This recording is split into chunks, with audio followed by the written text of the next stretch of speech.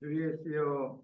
이번 특별 모임을 준비하게 하셨고 허락하신 거 감사드리면서 오늘 또 나누는 말씀이 우리들에게 생명의 말씀이 되고 은혜로 적셔지는 귀한 말씀이 되도록 도와가시기를 바라며 우리들의 그 마음의 생각과 모든 그 중요한 잡다한 인연들 다 제거시켜 주시고 주님의 말씀에 기도할 수 있도록 집중할 수 있도록 주의 성령께서 강권적으로 역사해 주시기를 주의 이름으로 기도합니다. 아멘. 아멘. 자, 어제 나눈 말씀에 이어서 오늘은 하루의 이틀이 된 하단 연락부터 바로 들어갑니다.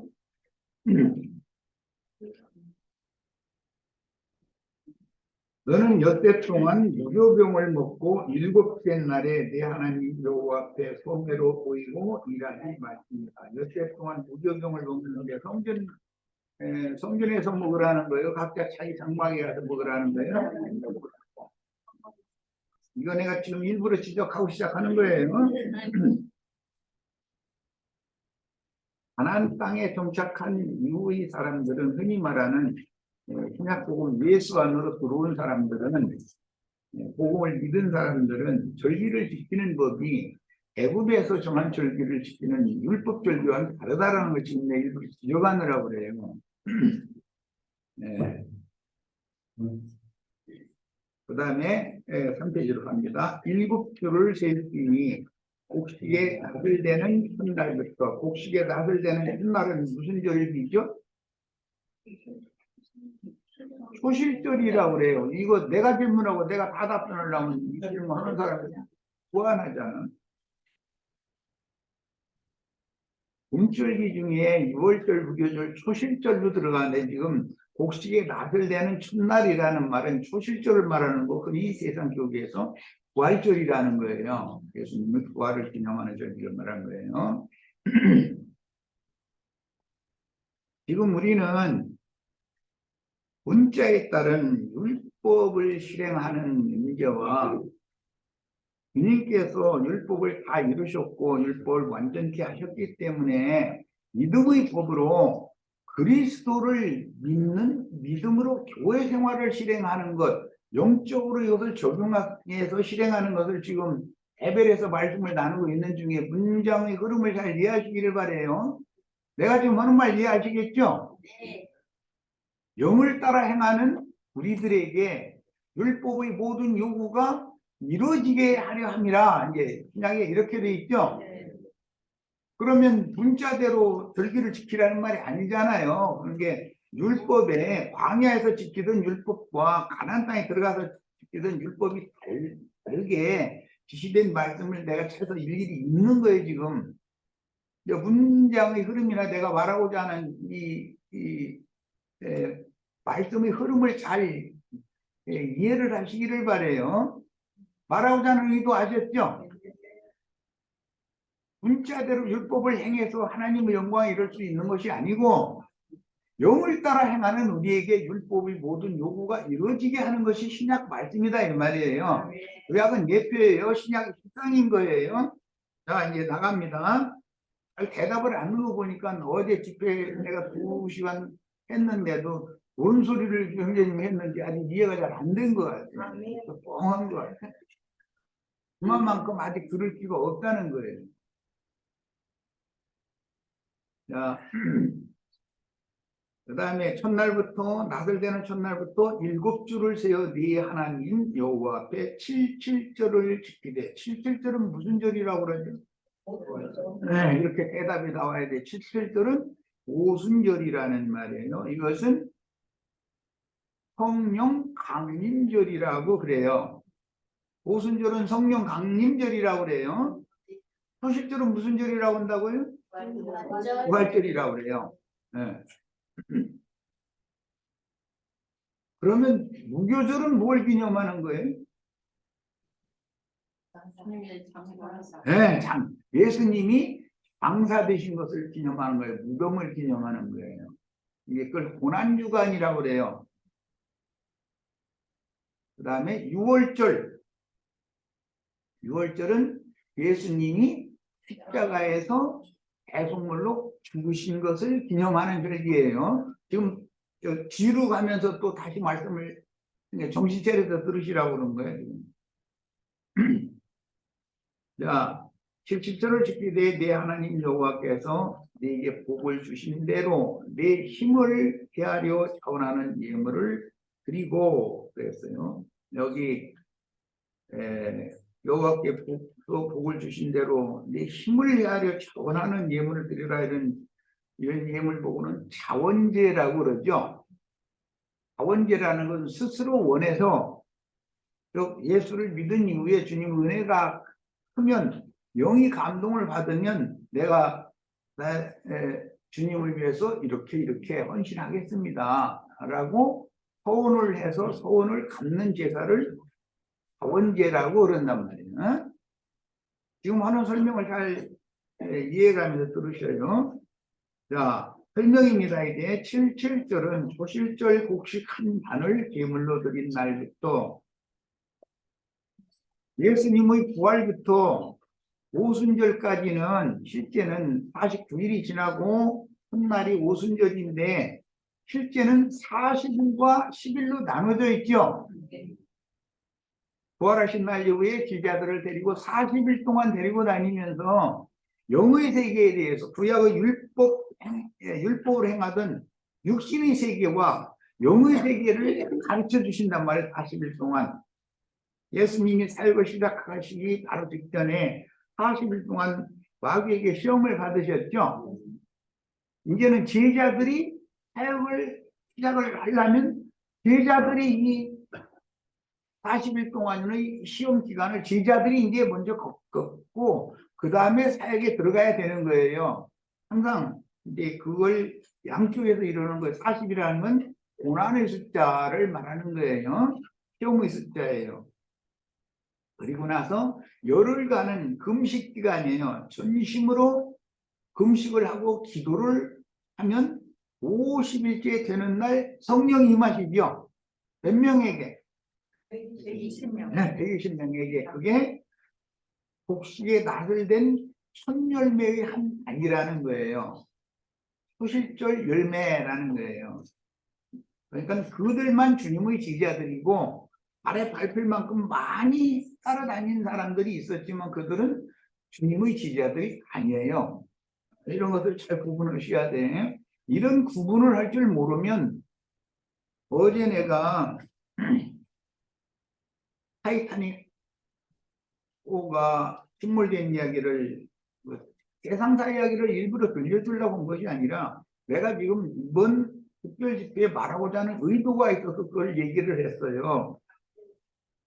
흔히 말하는 모교회라 어머니 교회라 그리고 어머니 나라라 그러고 이제 이러는데 모교회에서 모선에서 현장이 최후로 판단할 때 모선을 건질 수 있는 방법이 없다고 생각하면 이 배를 버려야 된다고 선언할 수밖에 없죠. 현장이 그 모선 그 배를 버린다라고 선언을 하면은 당연히 무슨 배를 띄운다는 뜻이에요. 거룩배, 예. 작은 거룩배들을 띄운다는 뜻이에요. 그러면 그때 옷은 큰 배에서 작은 배로 바꿔 타면 구원 얻을 수가 있지만 큰 배, 그래도 이 배가 더 안전하지 않냐. 대부분 그래서 다 죽었다는 거예요. 안 탈라고 그러는 거예요. 거룩배를 띄워도 습관이 있고 이 배가 이중의 철판으로 되어 있는 이 배가 안전하지. 이 이력편기 저 손바닥만한 거 많이 태워야 정원 숫자가 20명이었었다는 거예요. 그런데 12명, 13명 이렇게밖에 안 탔기 때문에 그런 거예요. 그럼 나머지는 난 이 배와 함께 죽겠다 지금 그 말이잖아요. 선장 빨리 이 고조선을 타라. 바꿔 타라. 이러는데 머뭇거리는 거예요.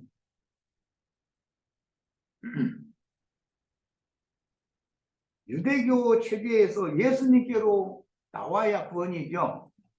예수님을 따른 무리는 진짜 다 해봐야 120명밖에 안 돼요. 이스라엘 나라 그때 당시 그 수천만의 국민 전체가 유대교인이에요. 다 유대교인인데 내가 왜 예수 믿는 사람으로 바꿔 타야 되냐, 배를 왜 바꿔 타야 되냐, 그러고 머뭇거리면 구원을 받아요, 못 받아요? 내가 지금 말하고자 하는 의도를 잘 이해를 하셔야 돼요. 어제 그래서 그런 세상에서 일어난 그런 대형 사고를 일부러 예를 들은 거예요. 이 말씀을 나누기 위해서 곰곰이 기도하다가 그 생각이 나길래 그 자료를 그 기백관과 거기서 찾아서 읽어가지고 그 어제 내가 소개를 해드린 거예요.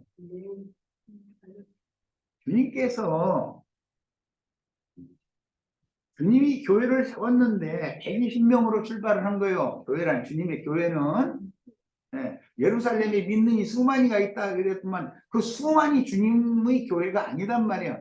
120명만이 주님의 교회예요. 그런데 그 교회가 주님이 죽고 나서 AD 34년에 예수님이 죽었으니까 AD 70년에 예루살렘이 망했으니까 그러면 불과 앞으로 36년만 있으면 이스라엘 나라 예루살렘이랑 멸망받을 거잖아요. 그러면 유대교 체제라는 것이 이스라엘 나라 전체인데 예수님이 유대인들이 그렇게 신봉하던 성전에서 나가시면서 보라, 이 성과 성전이 돌 위에 돌이 하나도 남지 않고 다 무너뜨려지리라라고 선장이 예루살렘 그 성전과 예루살렘 성이라는 것을 포기했단 말이에요. 이제 이건 버린다. 그러면 나와야 돼요. 거기에 계속 왜 이게 나오지? 계속 예루살렘 성에 남아 있어야 돼요. 주님께로 나와야 돼요. 예수님 따르는데 뭐 12명 쫄쫄 따라야 되는데 보니까 시원찮더만. 우리는 유대교 종교 체제가 이렇게 잡혀 있고 모든 것이 이렇게 다 훌륭하고 수천 년 동안 유대교를 믿었으니까 여기서 나가지 말아야 되겠다고 머뭇거리면 죽어요, 살아요? 이제 말하고자 하는 의도를 아시겠죠? 네. 여전히 육체의 율법에 매달려 있으면 죽어요, 살아요? 그리스도 율법 안으로 나가야 된단 말이야. 해주면 안 된다 이 말이야. 선장님 선언을 했는데도 자기네들의 생각대로 자기네들의 전통대로 관념대로 하겠다 그러면은 나는 이 타이타닉과 함께 다녀도 그냥 저 차가운 북극 바다에 빠져 죽겠다 이 말이잖아요. 자기가 자원에서 나오라고 해도 안 나와서 거기 그 배에 계속 늘어붙어 있다가 죽는 거야. 이게 누가 어떻게 하느냐 이 말이에요. 선원들 다 동원해서 빨리 올라오라고, 이 고르배 빨리 바꿔타라고, 이 배는 지금 침몰 중이라고 하면은 파급하게 바꿔타야죠. 예수님이 오셔서도 그걸 선언을 했고 마지막 때 계시록 18장에서도 보면 내 백성아 그녀에게서 나와서 그녀의 죄에 참여하지 말라. 그녀가 앞으로 받을 형벌은 이렇고 이렇고 이렇다. 그럼 함께 그 배에서 큰 성 바벨론에서 이미 준비되어 있는 형벌을 계속 받겠다고 고집을 부려야 돼요. 나와야 돼요. 내 백성 나오라고 하고 나서 마지막에 성경의 마지막 초대가 뭐냐, 그 영과 신부가 말씀하시기를 누구든지 목마른 자는 다 와서 그것이 생명수를 받으라 라고 초대를 해요. 그러면 거룩배 그쪽으로 옮겨 타야죠. 네. 초대하는 곳으로 가야죠. 네. 살고 싶으면. 자, 이제 큰 중심 주제를 이렇게 연결을 해놓고 이제 빨리빨리 나가겠습니다. 매 시대의 끝에는 추수할 때 반모퉁이는 남겨서 심령이 가난하고 마음이 낮아져 온유한 자들인 다음 시대를 이어갈 이방인들을 위한 영적 식물로 남겨야 했는데 이방인들의 마지막 추수는 포도원의 참 포도나무에 맺힌 좋은 포도송이인 과실 추수를 해야 하므로 이스라엘의 추수법은 3단계가 있다. 봄절기 추수, 초실절 추수는 보리 추수를 하는 거예요. 오순절 추수, 여름절기 추수는 밀추수를 하는 거예요. 그 다음에 가을절기 마지막 절기 추수는 과일 추수를 하는 거예요. 항상 추수법에는 3단계로 하게 돼 있다. 먼저는 유대인들, 그 다음에는 이방인들, 그 다음에는 예수 그리스도 안에서 맺은 열매들이란 말이야. 이 3단계로 하는 거예요. 자, 오순절 이후에는 혈통적인 유대인들과 유대교에 동화된 이방인들만 복음을 믿어서 예루살렘 교회와 안디옥 교회로 세워지므로 초대교회는 사도들은 전부 혈통적으로는 이스라엘 12지파에 속한 사람들이죠. 그리고 이방인들이라 할지라도 유대교에 동화된 사람들만, 동조하는 사람들만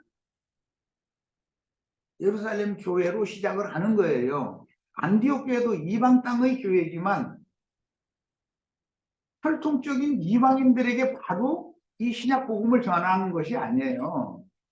흩어져 있는 12지파 사람들에게 먼저 복음을 전하고 그들을 통해서 다음 단계의 완전한 이방인들에게 전도가 되는 거예요.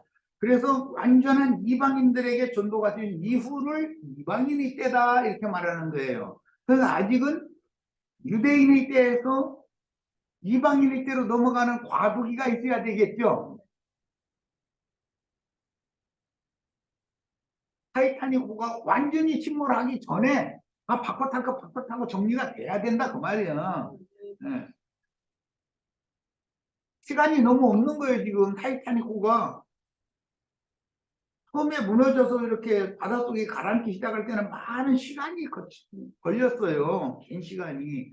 거기 타이타닉호 저 기록에 의하면 160km에 떨어져 있던 배가 와서 구조를 했거든요. 그러면 적어도 하루 이상 걸렸다는 거잖아요. 그게 완전히 침몰하기는.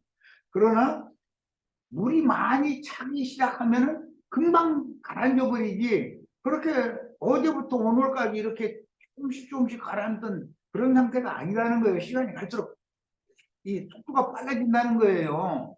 가라앉는 시간이. 기독교계가 지금 무슨 내가 그루라, 내가 하나님이다, 내가 재림주다, 뭐 내가 또 다른 부여가 성령이다 해서면서 내가 그루라 하는 사람이 내가 40대 때 이 사역을 시작을 했는데부터 30년이 훨씬 지난 때죠. 그런데 그때 40명이라고 그랬어요. 한국의 이단자들이. 그런데 지금은 숫자가 늘어날 것 같아요? 줄어들 것 같아요? 그 사람들이 다 새끼치지. 그 사람들이 죽었다 해서 없어지는 게 아니잖아요. 지금은 알게 모르게 쓰듯이 많단 말이에요. 야, 이게 타이타닉호를 침몰시킨 원인이 뭐냐면 떠다니던 유빙이란 말이에요. 얼음, 그 배보다 큰 얼음들이 막 떠다니는 거예요. 북극해 바다에. 그럼 뭐예요? 이만희 장길자, 뭐 등등, 이 사람들이 유빙이 돼가지고 그냥 막 다니다가 맨마른 배에 지나가면 가서 부딪혀가지고 다 침몰시키는 거예요. 그런데 지금은 전 세계적인 기독교라고 하는 체제를 유빙이 가서 부딪혀서 지금 무너뜨리고 있다 이 말이에요. 내가 지금 하는 얘기를 잘 이해를 하면서 들으셔야 돼요. 그러면 여기 어제 내가 읽었던 그 자료에 의하면은 얼음이 와서 옆구리를 쳐가지고 그 타이타닉 호의 옆구리를 쳐가지고 조각난 얼음 덩어리가 가판에서 올라오니까 그거 가지고 1등석에 있던 사람들이 축구했다는 거예요. 웃어가면서 장난질 치면서. 그러면 돼요, 안 돼요? 이걸 물어보는 되냐 안 되냐 이걸 물어보는 내가 좀 그렇지 답답하니까 물어보는 거예요. 난. 지금 축구하고 장난치고 히히덕거릴 때예요 지금. 정신 차릴 때죠. 그리고 선장이 아무리 백방으로 노력을 해도 안 되니까 그때부터는 사전을 하는 거예요. 우리 배가 아무래도 침몰할 수밖에 없다. 빨리 주위에 지나가던 배 이 무전을 들으면 빨리 와서 여기 선원들 여기 승객들 다 구조를 해다고 하고 계속해서 불꽃을 쏘아 올린다더만 그러니까 불꽃을 쏘아 올려가면서 신호를 보내느라고.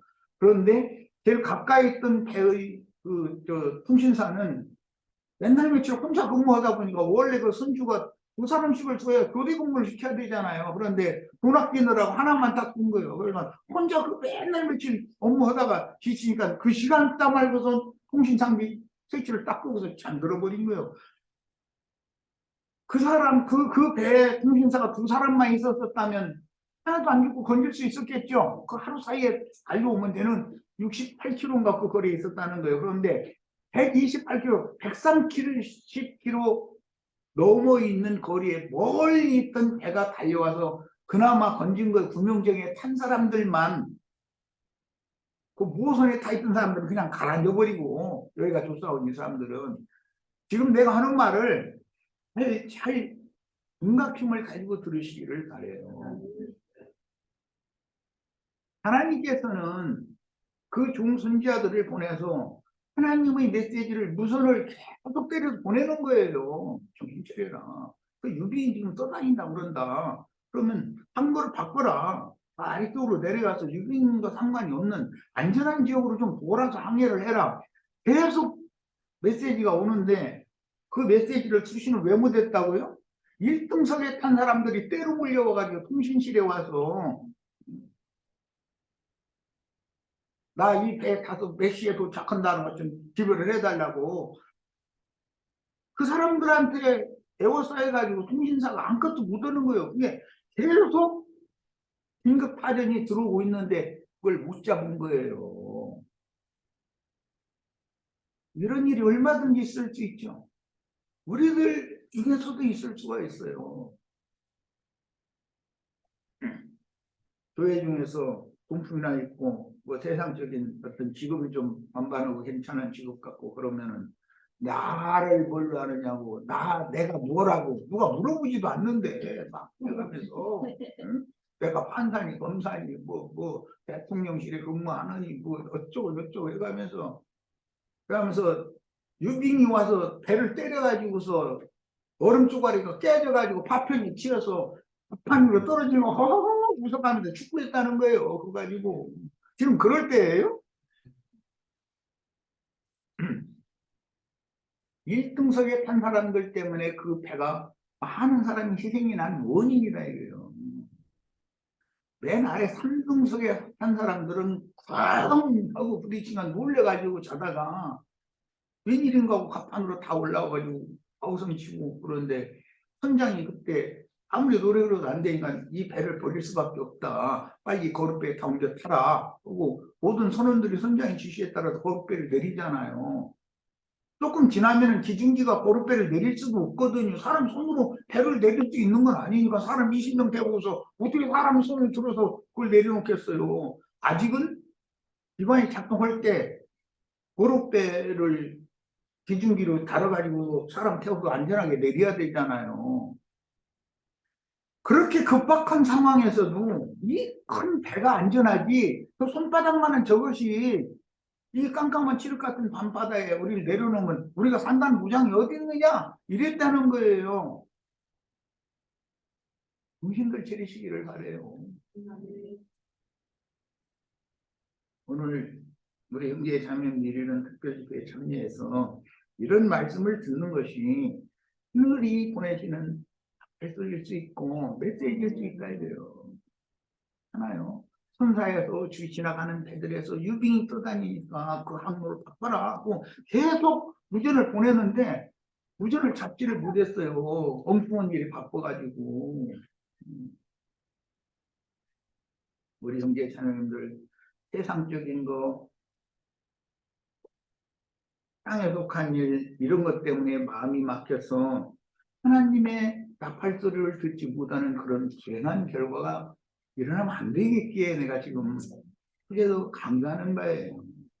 자, 좀 빨리빨리 나가야 되는데 그 얘기 전에 오순절 이후에는 혈통적인 유대인들과 유대교에 동화된 이방인들만 복음을 믿어 예루살렘 교회와 안디옥 교회로 세워지므로 이방 세계의 여러 성에 세워진 교회들의 모교회 역할을 하여 안디옥 교회는 이방 교회의 어머니 교회죠. 유대인들의 교회의 모교회는 예루살렘 교회잖아요. 그런데 예루살렘 교회는 예루살렘 성과 이스라엘 나라의 멸망과 함께 그 뒤로는 성경에 안 나오잖아요. 그럼 뭐예요? 함께 문을 닫았다 이 말이란 말이에요. 그런데 이제 하나님의 역사는 하나님은 부활의 하나님이요 생명 하나님이기 때문에 아브라함의 본처인 사라로 상징이 돼요.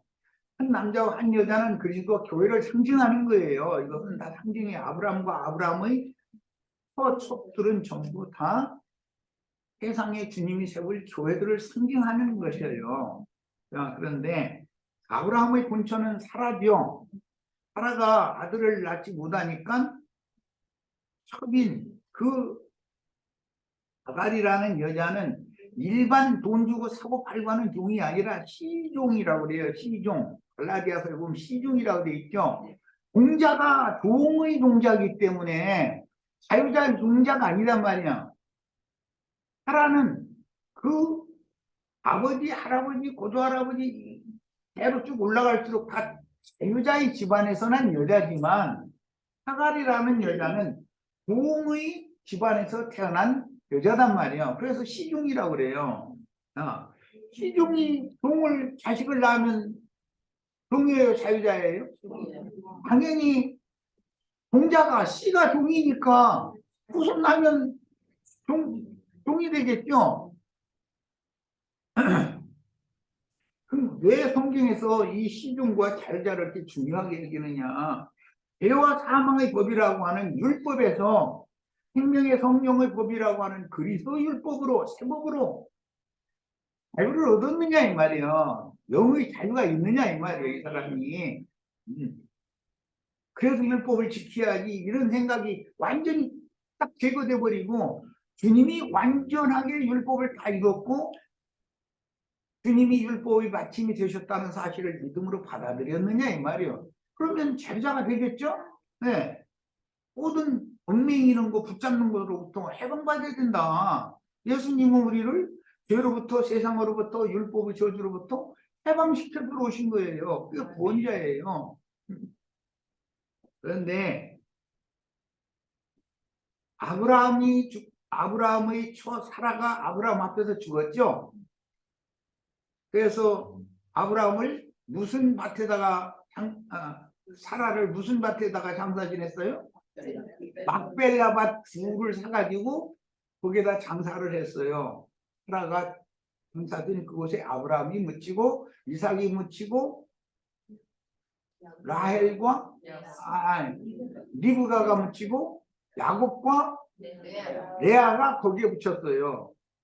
그것이 구약의 율법 시대에서 주님을 잘 섬기던 자들이 주 안에서 잘 들어간 거예요. 안식처에 거기 들어간 거예요. 생식력 이게 다. 그런데 그곳에서는 부활이 있다 이래요. 아브라함, 이삭, 야곱은 죽었으나 산 자들이죠. 그런데 누구는 흙무덤에 묻힌 애굽 사람들, 기타 사람들은 흙무덤에 저주받은 땅 속에 들어가면 부활되는데 생명의 부활로 일어나지를 못하고 심판의 부활에 일어난다 이런 말이에요. 그러니까 생명의 부활을 할 수 있는 아브라함과 사라는 즉 그리스도와 예루살렘 교회는 소멸됐다고 해서 완전히 없어지는 것이 아니고 이방인의 때가 차면 이방의 충만함이 차면 부활된다 그 말이에요. 그것이 인마진 이스라엘 12지파를 통해서 하나님의 백성들이 다시 부활되는 얘기단 말이에요. 그 천년 기간의 왕국 시대다 그래요. 그 메시아의 왕국이라고 그래요. 이게 새 하늘 새 땅 그렇게 말하는데 온전케 되는 의인의 영들은 하늘의 하나님께로 데려감을 받으니까 하늘에 거하는 자들이 되는 것이고 새 땅에 거하는 자들은 인마진 이스라엘 12지파를 통해서 새롭게 복음을 들어서 구원 얻은 흰옷을 입은 많은 무리다 이렇게 해놨어요.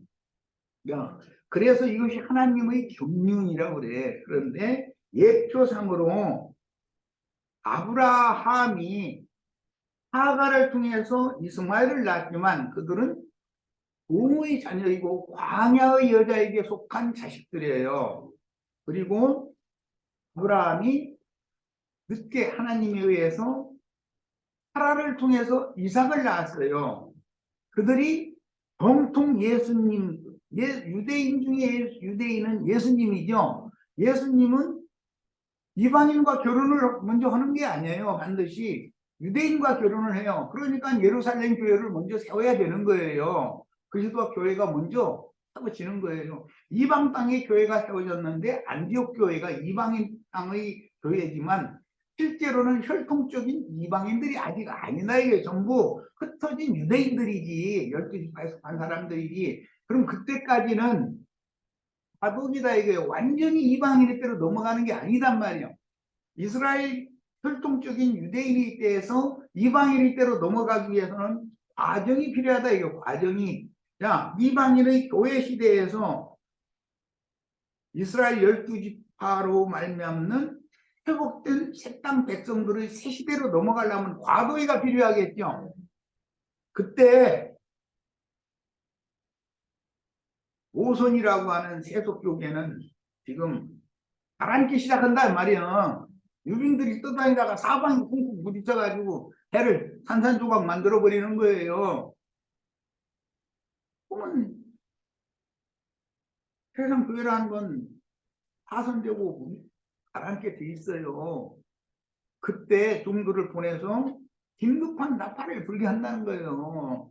승객들이 지금 고르배 내리니까 내릴 거니까 이 배에 순서대로 어린이의 어머니, 노약자, 그 다음에 젊은 사람 몇 명, 그 배 키를 붙잡고 파도를 넘어서고 하는 것을 할 수 있도록 그걸 해야 되잖아요. 그래서 젊은이 몇 명, 이렇게 딱 태워서 기중기를 올렸다가 딱 내린단 말이에요. 그럼 다음 배 또, 그러면 선원들이 허락한 대로 고속배로 옮겨 타야죠.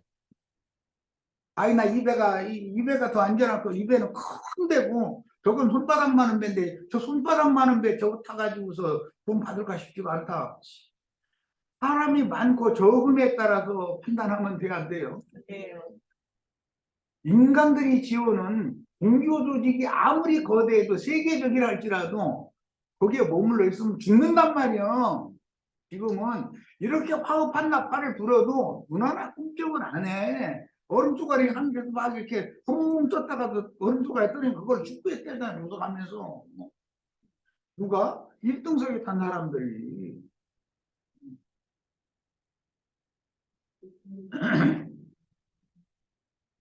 반드시 어떤 과도기가 지나면 시대가 완전히 바꿔져요. 그 과도기에는 큰 배는 노선은 식물 중이라는 거예요.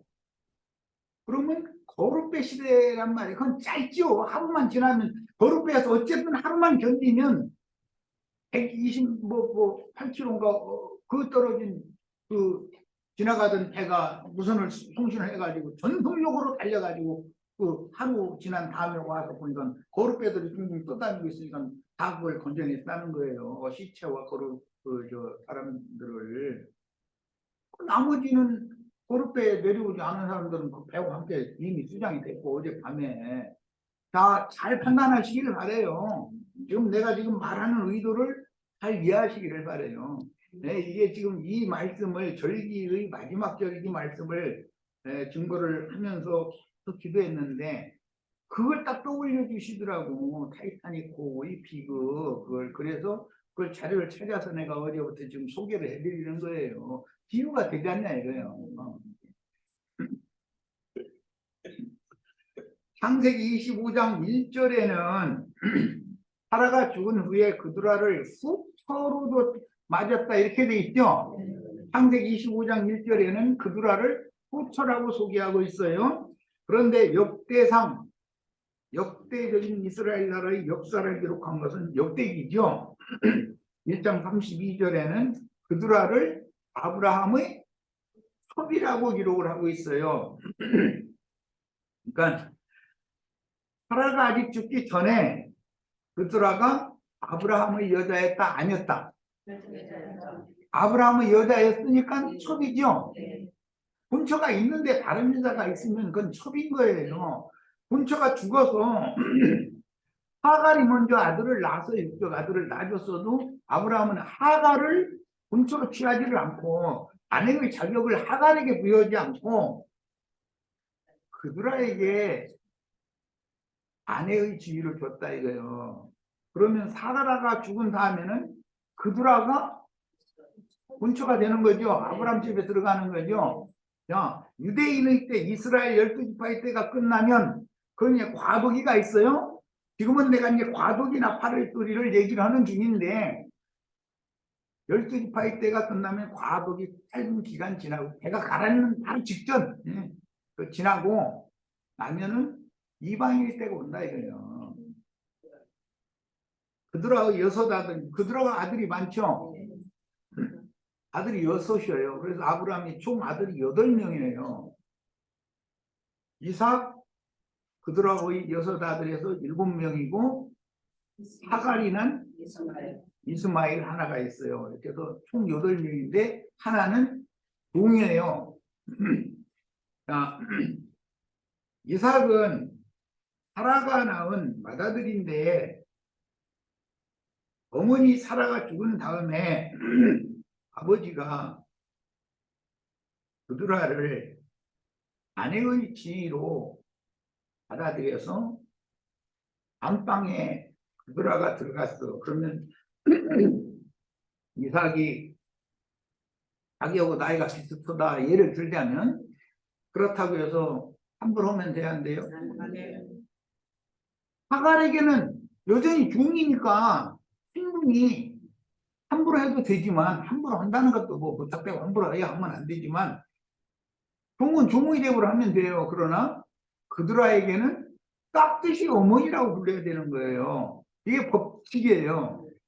지금 내가 하는 말을 잘 이해해서 들어야 오늘 내일 나누는 말씀을 소화할 수 있기 때문에 이거 강조하는 거예요. 그드라의 시대가 되면 이삭도 그드라에게 어머니라고 불러야 돼요.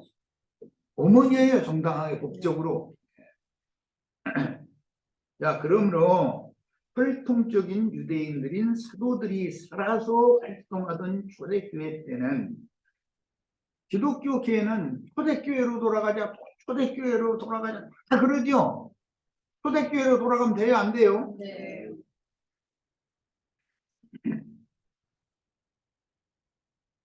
헷갈리는 사람들이요. 성경책을 읽었다는 사람들이고 신학을 했다는 사람들인데 예를 들겠습니다. 에덴 동산에서 짐승의 가죽으로 새 옷을 해서 입히고 쫓아냈어요.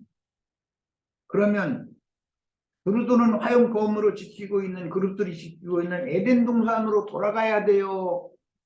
고난의 길을 걸어간 다음에 마지막에 위에 있는 예루살렘으로 가야 돼요. 에덴 동산으로 돌아가는 것이 좋은 거 아니에요? 잘 생각하시길 바래요. 지금은 침몰하고 있는 배로 돌아가야 돼요. 도로배 탔다가 이거 불안하네. 이거 파도 이거 큰 배는 안전하게 흔들리지 않았는데 작은 배 타니까 밤새도록 이 파도에 견딘다니 큰 일이 아닐 거 아니에요. 나 저기로 돌아가겠어요. 만약에 할 수도 없었겠지만 한다면 어떻게 되겠어요? 죽으러 가는 거예요. 사지로 가는 거예요.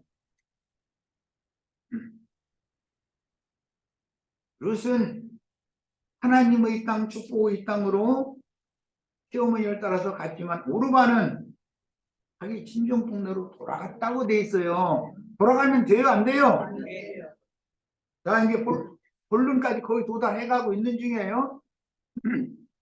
자, 그러므로 아브라함의 본처 신분인 예루살렘 교회는 위에 있는 예루살렘이 되어 갈라디아 4장 26절에 보면 아브라함의 본처 사라는 우리의 어머니로서 그때 당시에 갈라디아는 이방 땅에 있는 교회이지만 이방 땅에 있는 이방인들에게 전도가 된 상태가 아니죠.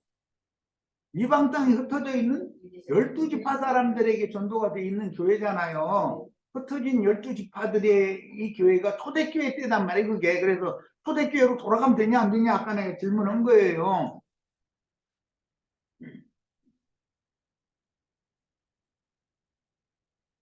그 교회는 갈라디아 4장 26절에는 사라와 하갈을 비교하면서 하갈은 신의 산 율법의 종이고 사라는 자유자이고 우리는 자유케 하는 율법을 받았으니까 그리스도 율법 세법을 받았으니까 우리는 자유자, 우리의 어머니는 자유자인 사라다. 사라는 위에 있는 예루살렘이다. 이렇게 사도가 영적으로 설명을 해놨어요. 그러면 그것이 끝이냐 이 말이야. 위에 있는 예루살렘이 되어 장자들의 교회인 이방 교회의 이기는 자들 즉 증인들의 수가 찬 후에 계시록 6장 9절로 11절에 예수님이 피를 흘린 것이 다가 아니죠. 하나님 말씀과 저희 가진 증거로 인하여 목배임을 받은 자들의 수가 차면 시대가 바꿔진단 말이야. 약속이죠. 인마진 12지파를 통해서 세상의 우편 양들 때가 오는 거예요. 이제 시대가 완전히 바꿔지는 거예요. 그때 예루살렘 교회는 영적 신앙으로 위에 있는 예루살렘이라고 표현된 사라는 부활된다고요. 이스라엘 12지파, 인마진 12지파로 부활된다. 그래서 색당 백성들을 얻는 제사장 나라가 된다 이 말이에요. 예수님이 오시기 전에는 이스라엘 12지파가 원래는 제사장 나라가 되는 것을 목적으로 주님께서 출애굽을 시켰던 거잖아요. 그런데 시내산에서 금송아지 우상 숭배를 함으로 인해서 제사장 나라의 권위를 이스라엘 백성들이 뺏기고 레위 지파만 제사장 직분을 행하게 됐어요. 그런데 그 레위 지파의 제사 직분은 살리는 직분, 죽이는 직분 이렇게 돼 있잖아요. 그러면 신부 목사 제도를 유대교 율법을 지켜야 된다. 그 제도를 따라서 신학교에 가서 신학 공부해서 졸업한 사람들이 신부되고 목사 돼야 된다 하고 계속 주장을 하면 그들은 다 죽이는 직분, 살리는 직분. 이 말을 잘 생각을 하셔야 돼요. 타이타닉호가 지금 침몰하고 있는데 거기서 1등석에 한 그래도 큰 소리께나 칠 수 있는 사람들이 그 배 타지 저 거리배 타면 이 밤에 이 깜깜한 칠 같은 밤에 이 파도가 이렇게 높고 그런데 그 손바닥만은 일회편주 그거 타가지고 어떻게 생명이 보존되겠느냐. 여기가 안전하니까 여기 가만히 있어라 자꾸 그랬다는 거예요. 세월호 때도 그래서 다 죽었어요. 여기 가만히 있어라 그랬어요. 같이 죽자 그 얘기잖아요.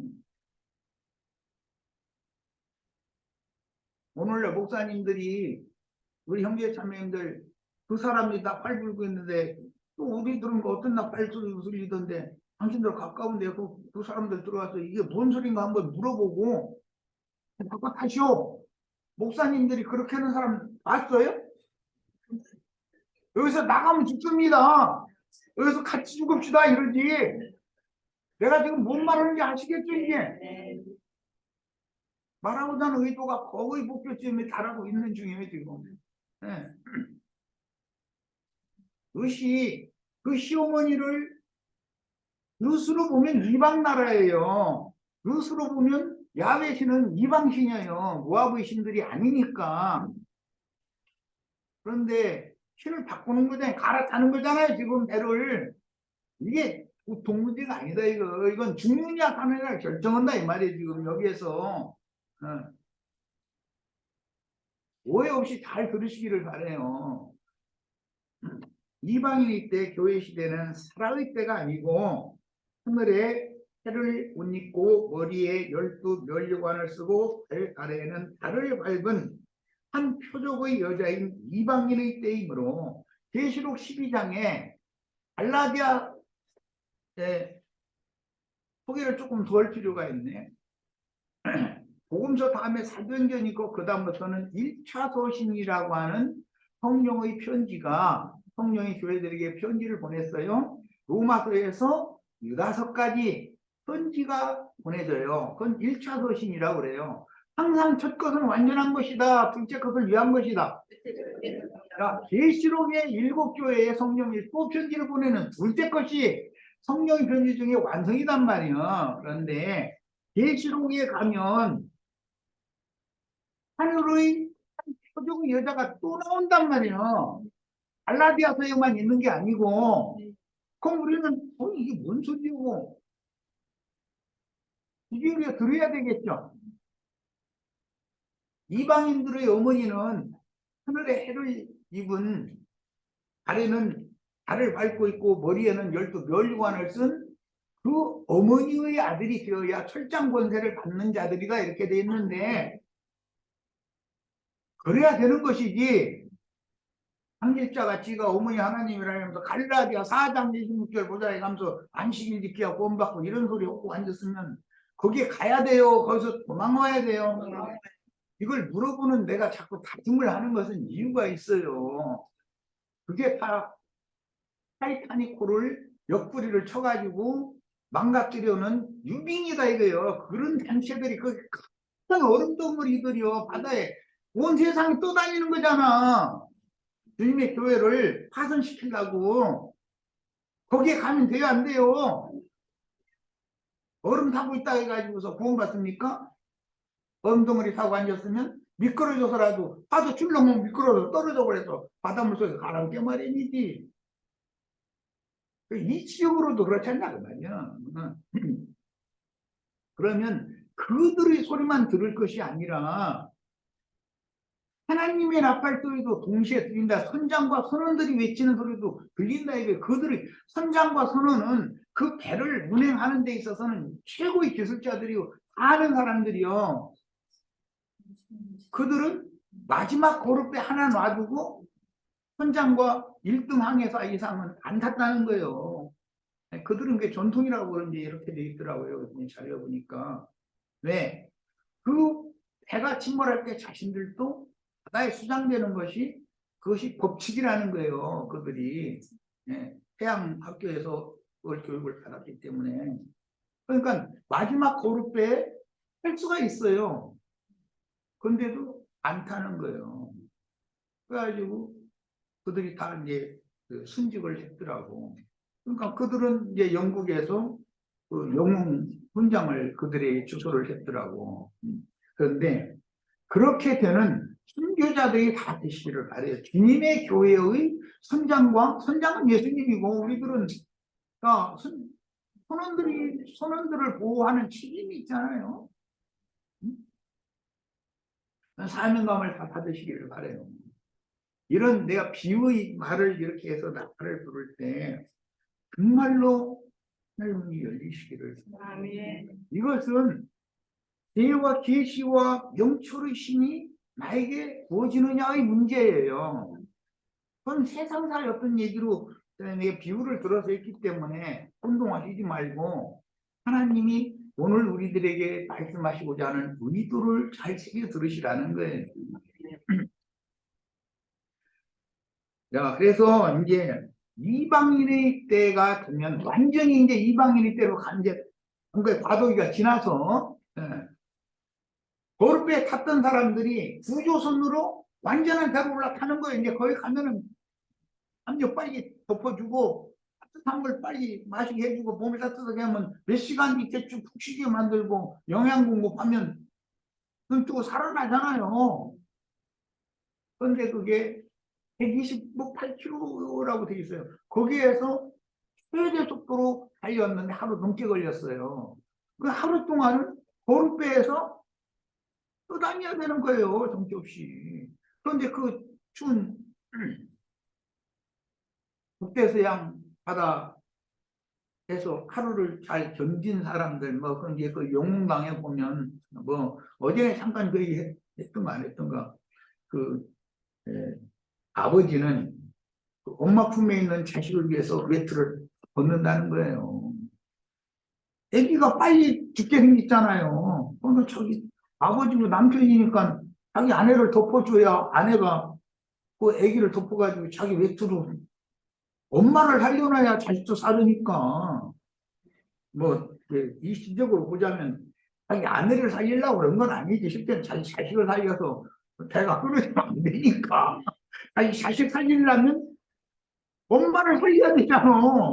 엄마가 죽으면 자기 죽고 엄마 죽으면 저 일평에서 떠다니다가 어떻게 살아나겠어. 그러니까 외투를 벗었다는 거예요. 그게 옆에 사람이 자기 아내 외투 벗어서 보여주니까 나는 무한하잖아요. 가만히 있자니. 양심이 찔리고 그게 가장의 책임이고 아버지 책임이란 말이에요. 그래서 다 벗는다는 것들하는 거예요. 다 그렇게 안에서 외투를 다 벗어서 아내를 덮어준다. 아내는 자기 자식을 감싸서 그들이 살아났다 이거예요. 남편들은 다 얼어 죽어버렸고 가서 아무리 따뜻한 물 갖다 마시게 해도 아무것도 걷어가 깨어나게 묻는 거예요. 이미 다 저체온증이 완전히 해서 심장이 완전히 멎은 상태가 돼버린 것이죠. 자, 그러니까 이것은 우리 이제 이건 이제 형제님들 몇 분 계신데 형제님들은 그런 책임이 있어야 되는 책임감이 있어야 된다. 전도를 할 책임이 있고 보호를 할 책임이 있어요. 이것이 정상적인 교회인 거예요. 이게 주님과 선교자들이 없으면 주님의 교회가 해를 이어서 살아남지를 못한 거예요. 세상사 이치를 들어도 우린 교훈으로 다 이게 이런 뜻이겠다. 영적으로도 이게 알 수 있잖아요. 그래서 소개를 해드린 거예요. 이방인일 때 교회 시대는 살아있을 때가 아니고 하늘의 해를 본고 머리에 12연관을 쓰고 해 아래에는 달을 밟은 한 표적의 여자가 계시록 12장에 나오는 그 여자가 아이를 태산할 때가 되어져 가지고 아파서 부르짖었다고 그랬어요. 그랬는데 그 아이를 용이 여자 앞에서 대기하고 있었다는 거예요. 그들이 옷 입어서 자기 부인 덮어준 사람들이죠. 자기 부인 살려놔야 자기 새끼가 사느니까 한 거라니까 지금 사실은. 네, 예수님이 교회를 사랑하시지만 사실은 교회의 대를 이어갈 후사를 위해서 그러는 거단 말이에요. 그죠? 나는 죽어도 내가 죽는 게 아니잖아요. 내 자식이 대를 이어가면 이게 히브리인들의 생각이다 이거예요. 그래서 룻기라는 것은 대를 이어주는 법칙이 적용이 되는 거예요. 네. 자, 첫 시간 여기까지 해서 일단 이제 거의 부부능선까지 왔어요. 바라보자 보니까 일단 첫 시간 여기까지 해서 마칩니다. 잠시 쉬었다 이어갑니다.